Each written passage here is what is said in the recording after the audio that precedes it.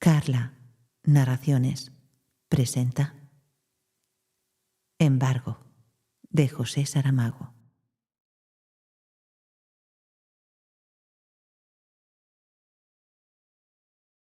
Se despertó con la sensación aguda de un sueño degollado y vio delante de sí la superficie cenicienta y helada del cristal, el ojo encuadrado de la madrugada que entraba, lívido, cortado en cruz y escurriendo una transpiración condensada. Pensó que su mujer se había olvidado de correr las cortinas al acostarse y se enfadó. Si no consiguiese volver a dormirse ya, acabaría por tener un día fastidiado. Le faltó, sin embargo, el ánimo para levantarse, para cubrir la ventana. Prefirió cubrirse la cara con la sábana y volverse hacia la mujer que dormía, refugiarse en su calor y en el olor de su pelo suelto. Estuvo todavía unos minutos esperando, inquieto, temiendo el insomnio matinal. Pero después le vino la idea del capullo tibio, que era la cama, y la presencia laberíntica del cuerpo al que se aproximaba, y casi deslizándose en un círculo lento de imágenes sensuales, volvió a caer en el sueño. El ojo ceniciento del cristal se fue azulando poco a poco, mirando fijamente las dos cabezas posadas en la almohada, como restos olvidados de una mudanza a otra casa, a otro mundo.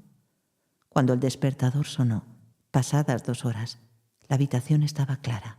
Dijo a su mujer que no se levantase, que aprovechase un poco más de la mañana, y se escurrió hacia el aire frío, hacia la humedad indefinible de las paredes, de los picaportes de las puertas, de las toallas del cuarto de baño.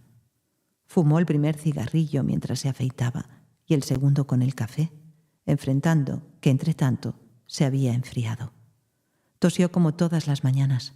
Después se vistió a oscuras, sin encender la luz de la habitación. No quería despertar a su mujer. Un olor fresco a agua de colonia avivó la penumbra, y eso hizo que la mujer suspirase de placer cuando el marido se inclinó sobre la cama para besarle los ojos cerrados, y susurró que no volvería a comer a casa. Cerró la puerta y bajó rápidamente la escalera. La finca parecía más silenciosa que de costumbre, tal vez por la niebla, pensó. Se había dado cuenta de que la niebla era como una campana que ahogaba los sonidos y los transformaba, disolviéndolos, haciendo de ellos lo que hacía con las imágenes. Había niebla. En el último tramo de la escalera ya podría ver la calle y saber si había acertado. Al final había una luz aún grisácea, pero dura y brillante, de cuarzo. En el bordillo de la acera, una gran rata muerta. Y mientras encendía el tercer cigarrillo, detenido en la puerta, pasó un chico embozado con gorra, que escupió por encima del animal, como le habían enseñado y siempre veía hacer. El automóvil estaba 5 casas más abajo. Una gran suerte haber podido dejarlo allí. Había adquirido la superstición de que el peligro de que lo robasen sería mayor cuanto más lejos lo hubiese dejado por la noche. Sin haberlo dicho nunca en voz alta, estaba convencido de que no volvería a ver el coche si lo dejase en cualquier extremo de la ciudad. Allí, tan cerca, tenía confianza. El automóvil aparecía cubierto de gotitas, los cristales cubiertos de humedad. Si no hiciera tanto frío, podría decirse que transpiraba como un cuerpo vivo. Miró los neumáticos según su costumbre. Verificó de paso que la antena no estuviese partida y abrió la puerta. El interior del coche estaba helado, con los cristales empañados en una caverna translúcida hundida bajo un diluvio de agua. Pensó que habría sido mejor dejar el coche en un sitio desde el cual pudiese hacerlo deslizarse para arrancar más fácilmente. Encendió el coche y en el mismo instante el motor roncó fuerte, con una sacudida profunda e impaciente. Sonrió, satisfecho de gusto. El día empezaba bien. Calle arriba, el automóvil arrancó, rozando el asfalto como un animal de cascos, triturando la basura esparcida. El cuentakilómetros dio un salto repentino a 90, velocidad de suicidio en la calle estrecha, bordeada de coches aparcados.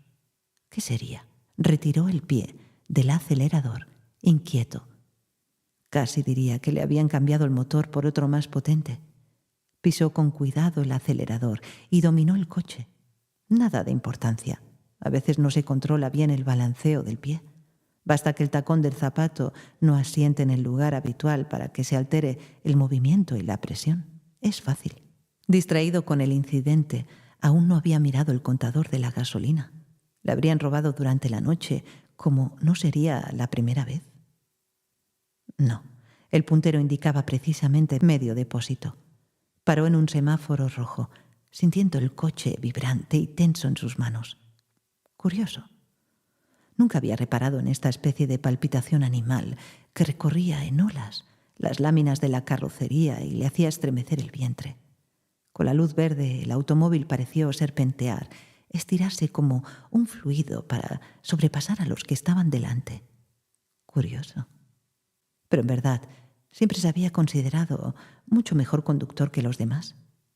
Cuestión de buena disposición, esta agilidad de reflejos de hoy, quizá excepcional. Medio depósito. Si encontrase una gasolinera funcionando, aprovecharía.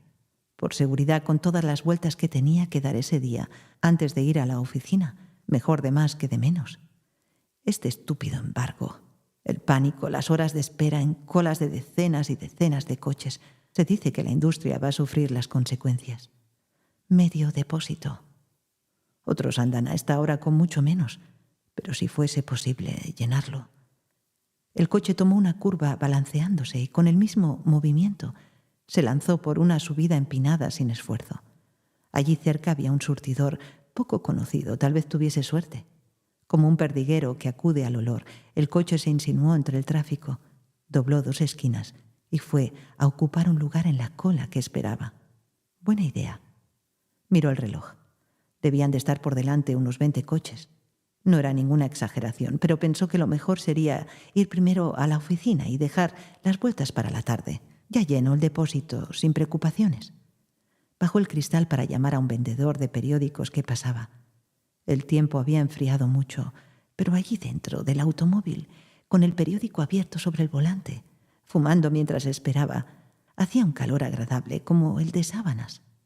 Hizo que se movieran los músculos de la espalda con una torsión de gato voluptuoso al acordarse de su mujer, aún enroscada en la cama, a aquella hora, y se recostó mejor en el asiento. El periódico no prometía nada bueno. El embargo se mantenía. Una Navidad oscura y fría, decía uno de los titulares. Pero él aún disponía de medio depósito y no tardaría en tenerlo lleno. El automóvil de delante avanzó un poco. Bien. Hora y media más tarde estaba llenándolo y 3 minutos después arrancaba.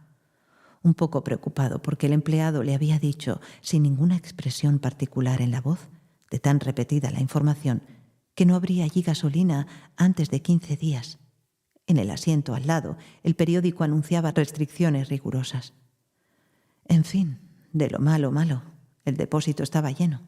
¿Qué haría? ¿Ir directamente a la oficina o pasar primero por casa de un cliente a ver si le daban el pedido? Escogió el cliente. Era preferible justificar el retraso con la visita que tener que decir que había pasado 1 hora y media en la cola de la gasolina cuando le quedaba medio depósito. El coche estaba espléndido. Nunca se había sentido tan bien conduciéndolo. Encendió la radio y se oyó un diario hablado. Noticias cada vez peores. Estos árabes, este estúpido embargo. De repente el coche dio una cabezada y se dirigió a la calle, a la derecha, hasta parar en una cola de automóviles menor que la primera. ¿Qué había sido eso? Tenía el depósito lleno, sí, prácticamente lleno. ¿Por qué este demonio de idea? Movió la palanca de las velocidades para poner marcha atrás, pero la caja de cambios no le obedeció. Intentó forzarla, pero los engranajes parecían bloqueados. ¡Qué disparate! ¿Ahora una avería? El automóvil de delante avanzó. Recelosamente, contando con lo peor, metió la primera. Perfecto todo, suspiró de alivio. Pero ¿cómo estaría la marcha atrás cuando volviese a necesitarla? Cerca de media hora después ponía medio litro de gasolina en el depósito, sintiéndose ridículo bajo la mirada desdeñosa del empleado de la gasolinera. Dio una propina absurdamente alta y arrancó con un gran ruido de neumáticos y aceleramientos. ¿Qué demonio de idea? Ahora el cliente o será una mañana perdida. El coche estaba mejor que nunca. Respondía a sus movimientos, como si fuese una prolongación mecánica de su propio cuerpo. Pero el caso de la marcha atrás daba que pensar. Y aquí que tuvo realmente que pensarlo. Una gran camioneta averiada tapaba todo el centro de la calle. No podía contornearla, no había tenido tiempo. Estaba pegado a ella. Otra vez con miedo movió la palanca y la marcha atrás entró con un ruido suave de succión. No se acordaba que la caja de cambios hubiese reaccionado de esa manera antes. Giró el volante hacia la izquierda, aceleró y con un suave movimiento el automóvil subió a la acera, pegado a la camioneta, y salió por el otro lado, suelto, con una agilidad de animal. El demonio de coche tenía 7 vidas, tal vez por causa de toda esa confusión del embargo. Todo ese pánico, los servicios desorganizados hubiesen hecho meter en los surtidores gasolina de mucho mayor potencia. Tendría gracia. Miró el reloj. Valdría la pena visitar al cliente. Con suerte encontraría el establecimiento aún abierto. Si el tránsito ayudase, sí. Si el tránsito ayudase, tendría tiempo. Pero el tránsito no ayudó. En época navideña, incluso faltando la gasolina, todo el mundo sale a la calle para estorbar a quien necesita trabajar. Y al ver una transversal descongestionada, desistió de visitar al cliente. Mejor sería dar cualquier explicación en la oficina y dejarlo para la tarde. Con tantas dudas se había desviado mucho del centro. Gasolina quemada sin provecho. En fin, el depósito estaba lleno. En una plaza al fondo de la calle, por la que bajaba, vio otra cola de automóviles esperando su turno.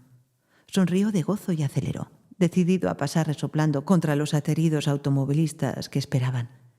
Pero el coche a 20 metros tiró hacia la izquierda, por sí mismo, y se detuvo suavemente como si suspirase, al final de la cola. ¿Qué diablos había sido aquello si no había decidido poner más gasolina? ¿Qué diantre era, si tenía el depósito lleno? Se quedó mirando los diversos contadores, palpando el volante, costándole reconocer el coche, y en esta sucesión de gestos movió el retrovisor y se miró en el espejo. Vio que estaba perplejo y consideró que tenía razón.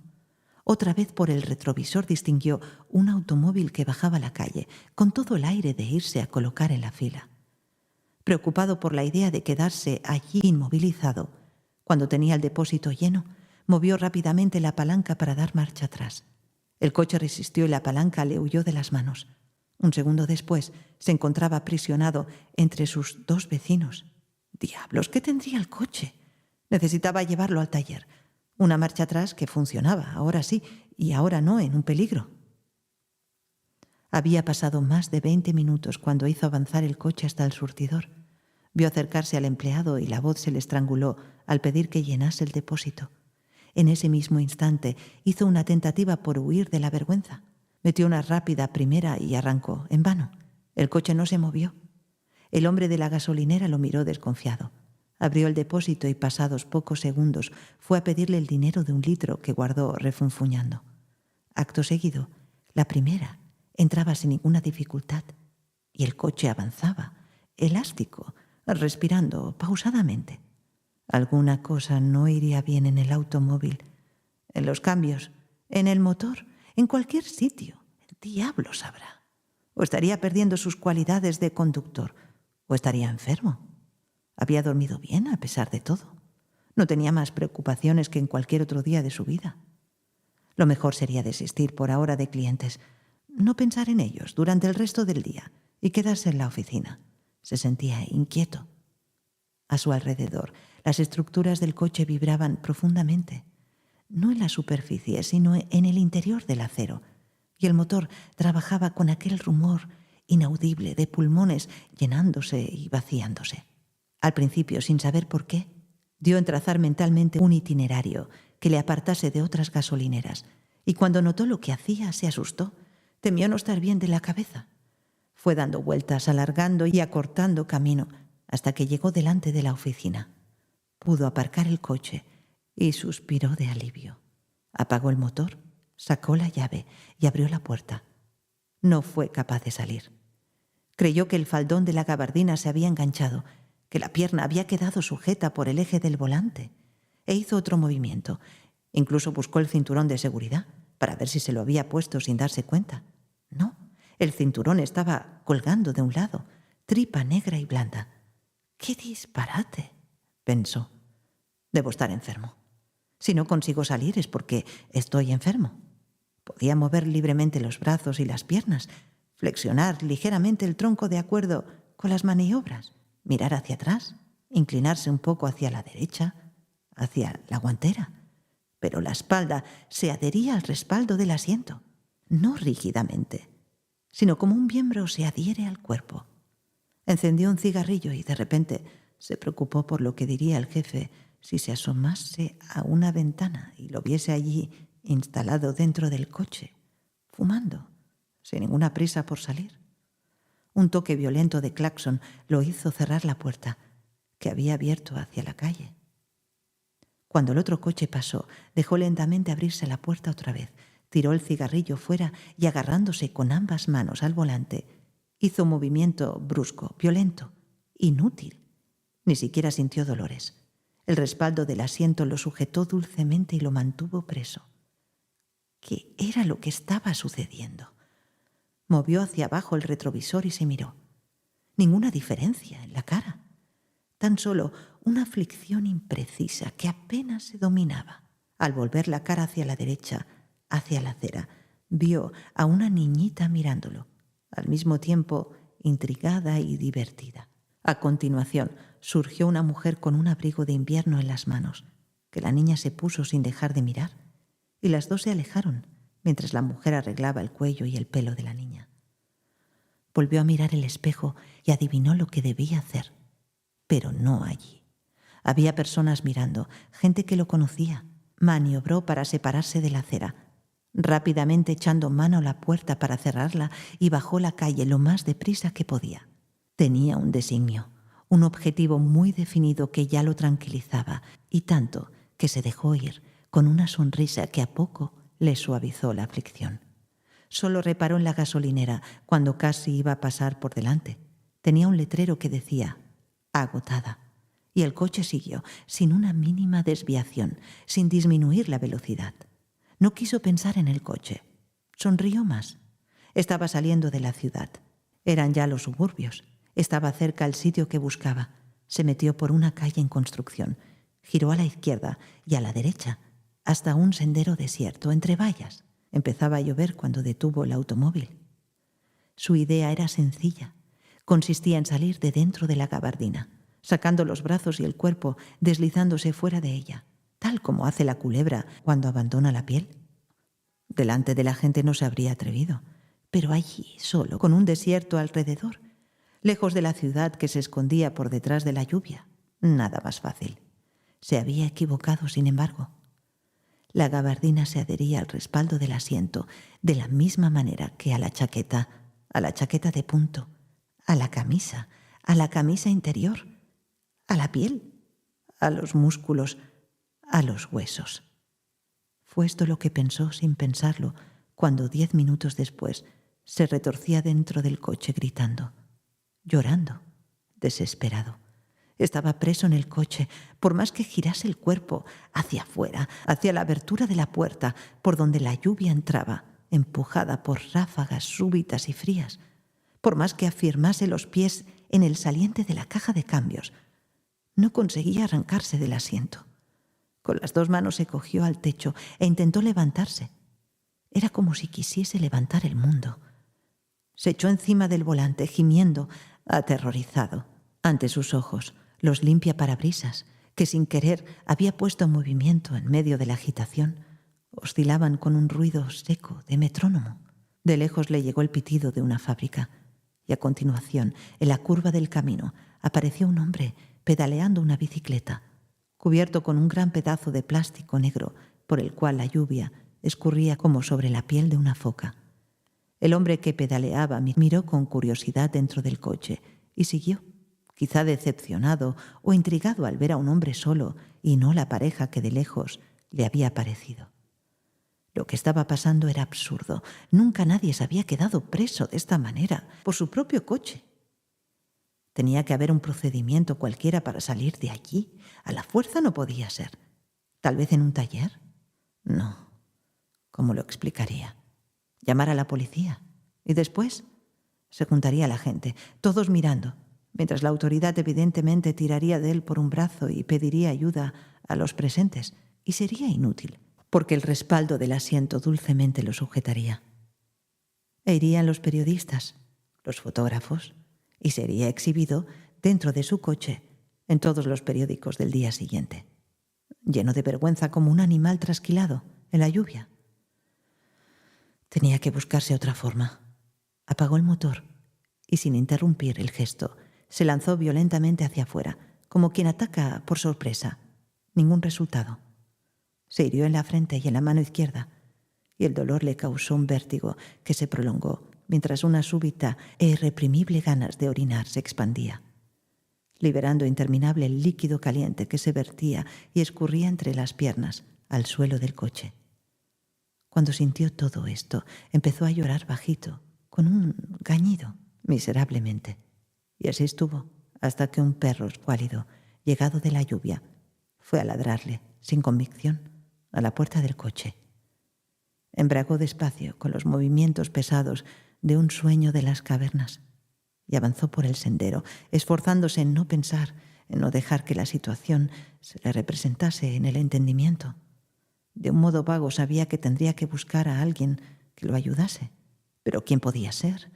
No quería asustar a su mujer, pero no quedaba otro remedio. Quizá ella consiguiese descubrir la solución. Al menos no se sentiría tan desgraciadamente solo. Volvió a entrar en la ciudad, atento a los semáforos, sin movimientos bruscos en el asiento, como si quisiese apaciguar los poderes que lo sujetaban. Era más de las 2 y el día había oscurecido mucho. Vio 3 gasolineras, pero el coche no reaccionó. Todos tenían el letrero de agotada. A medida que penetraba en la ciudad iba viendo automóviles abandonados en posiciones anormales, con los triángulos rojos colocados en la ventanilla de atrás, señal que en otras ocasiones sería de avería, pero que significaba ahora casi siempre falta de gasolina. 2 veces vio grupos de hombres empujando automóviles encima de las aceras, con grandes gestos de irritación, bajo la lluvia que no había parado todavía. Cuando finalmente llegó a la calle donde vivía, tuvo que imaginarse cómo iba a llamar a su mujer. Detuvo el coche enfrente del portal, desorientado, casi al borde de otra crisis nerviosa. Esperó que sucediese el milagro de que su mujer bajase por obra y merecimiento de su silenciosa llamada de socorro.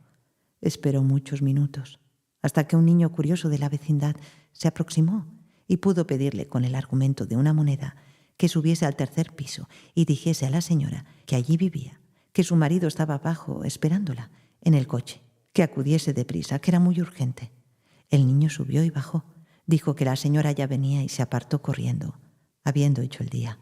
La mujer bajó como siempre andaba en casa, ni siquiera se había acordado de coger un paraguas, y ahora estaba en el umbral, indecisa, desviando sin querer los ojos hacia una rata muerta en el bordillo de la acera, hacia la rata blanda, con el pelo erizado, dudando en cruzar la acera bajo la lluvia, un poco irritada contra el marido que le había hecho bajar sin motivo, cuando podía muy bien haber subido a decirle lo que quería.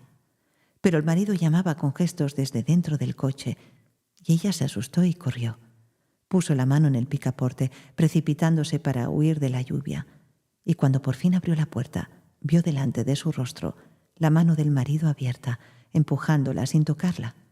Porfió y quiso entrar, pero él le gritó que no, que era peligroso, y le contó lo que sucedía, mientras ella, inclinada, recibía en la espalda toda la lluvia que caía y el pelo se le desarreglaba y el horror le crispaba toda la cara. Y vio al marido en aquel capullo caliente y empañado que lo aislaba del mundo, retorciéndose entero en el asiento para salir del coche sin conseguirlo. Se atrevió a cogerlo por el brazo y tiró, incrédula, y tampoco pudo moverlo de allí. Como aquello era demasiado horrible para ser creído, se quedaron callados mirándose, hasta que ella pensó que su marido estaba loco y fingía no poder salir. Tenía que ir a llamar a alguien para que lo examinase, para llevarlo a donde se tratan las locuras.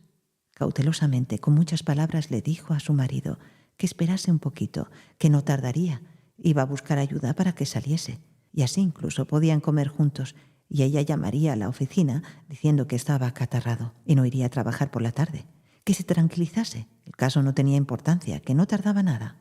Pero cuando ella desapareció en la escalera, volvió a imaginarse rodeado de gente, la fotografía en los periódicos, la vergüenza de haberse orinado por las piernas abajo, y esperó todavía unos minutos. Y mientras arriba su mujer hacía llamadas telefónicas a todas partes, a la policía, al hospital, luchando para que creyesen en ella y no en su voz, dando su nombre y el de su marido, y el color del coche y la marca y la matrícula, él no pudo aguantar la espera y las imaginaciones, y encendió el motor. Cuando la mujer volvió a bajar, el automóvil ya había desaparecido y la rata se había escurrido del bordillo de la acera, por fin, y rodaba por la calle inclinada, arrastrada por el agua que corría de los desagües. La mujer gritó, pero las personas tardaron en aparecer y fue muy difícil de explicar. Hasta el anochecer el hombre circuló por la ciudad, pasando ante gasolineras sin existencias, poniéndose en colas de espera sin haberlo decidido, ansioso porque el dinero se le acababa y no sabía lo que podía suceder cuando no tuviese más dinero y el automóvil parase al lado de un surtidor para recibir más gasolina. Eso no sucedió, simplemente porque todas las gasolineras empezaron a cerrar y las colas de espera que aún se veían tan solo aguardaban el día siguiente. Y entonces lo mejor era huir para no encontrar gasolineras aún abiertas, para no tener que parar. En una avenida muy larga y ancha, casi sin otro tránsito, un coche de la policía aceleró y le adelantó. Y cuando le adelantaba, un guardia le hizo señas para que se detuviese. Pero tuvo otra vez miedo y no paró. Oyó detrás de sí la sirena de la policía y vio también, llegado de no sabía dónde, un motociclista uniformado casi alcanzándolo. Pero el coche, su coche, dio un ronquido, un arranque poderoso y salió de un salto hacia adelante, hacia el acceso a una autopista. La policía lo seguía de lejos, cada vez más lejos, y cuando la noche cerró, no había señales de ellos y el automóvil rodaba por otra carretera. Sentía hambre. Se había orinado otra vez, demasiado humillado para avergonzarse, y deliraba un poco. Humillado, humillado.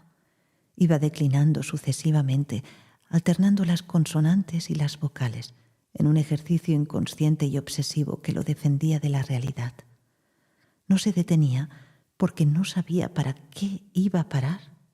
Pero de madrugada, por 2 veces, aproximó el coche al bordillo e intentó salir despacito, como si mientras tanto el coche y él hubiesen llegado a un acuerdo de paces y fuese el momento de dar la prueba de buena fe de cada uno. 2 veces habló bajito cuando el asiento lo sujetó. 2 veces intentó convencer al automóvil para que lo dejase salir por las buenas. 2 veces en el descampado nocturno y helado, donde la lluvia no paraba, explotó en gritos, en aullidos, en lágrimas, en ciega desesperación. Las heridas de la cabeza y de la mano volvieron a sangrar, y sollozando, sofocado, gimiendo como un animal aterrorizado, continuó conduciendo el coche, dejándose conducir. Toda la noche viajó, sin saber por dónde. Atravesó poblaciones de las que no vio el nombre, recorrió largas rectas, subió y bajó montes, hizo y deshizo lazos y desenlazos de curvas, y cuando la mañana empezó a nacer, estaba en cualquier parte, en una carretera arruinada, donde el agua de lluvia se juntaba en charcos erizados en la superficie. El motor roncaba poderosamente, arrancando las ruedas al lodo, y toda la estructura del coche vibraba con un sonido inquietante. La mañana abrió por completo, sin que el sol llegara a mostrarse, pero la lluvia se detuvo de repente.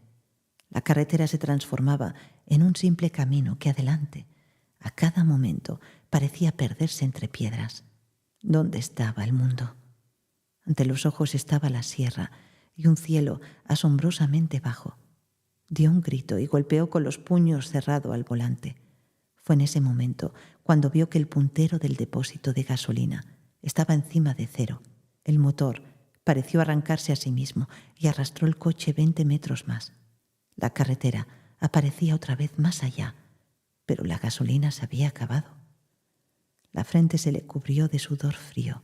Una náusea se apoderó de él y lo sacudió de la cabeza a los pies. Un velo le cubrió 3 veces los ojos. A tientas Abrió la puerta para liberarse de la sofocación que le llegaba, y con ese movimiento, porque fuese a morir o porque el motor se había muerto, el cuerpo colgó hacia el lado izquierdo y se escurrió del coche. Se escurrió un poco más y quedó echado sobre las piedras. La lluvia había empezado a caer de nuevo.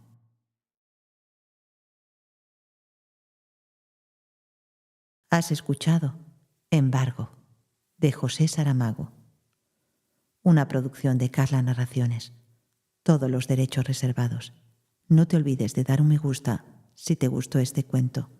No te olvides tampoco, si todavía no lo estás, de suscribirte al canal Carla Narraciones para recibir una notificación cada vez que suba un nuevo audiolibro.